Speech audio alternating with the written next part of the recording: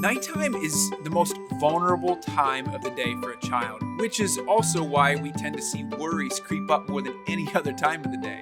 It's the one time of the day that they're alone, and it's also the one time of the day that they're in the dark by themselves. Yeah, and I know as parents, I think we're all exhausted by this time of day. We want to say, I love you, bless you, good night, I'll see you tomorrow.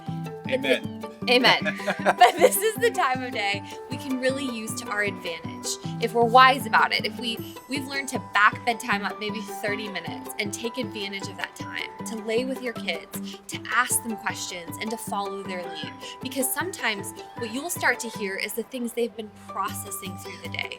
Maybe it's things they are worried about, they're concerned about. It's questions they've had going on in their mind that they've never said out loud. And we want to be there in the moments where they're available and wanting to open up, and that we're there and wanting to hear their hearts. Well, I also think too, it's important to realize that sometimes you're laying with your kids during bedtime, and you might have a lot of kids, right? So you can't lay with every single child every single night. Maybe, sometimes she'll lay with one of the children, I'll lay with one of the children for a little bit.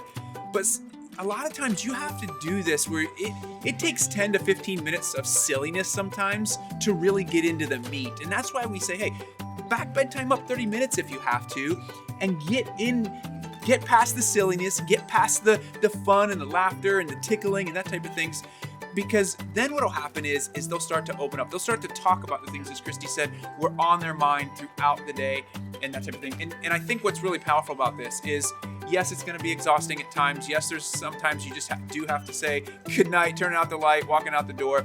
But the more present you can be over time, all it takes is that one moment as you're tucking them in for them to say to you, Mom, Dad, can I tell you what happened today?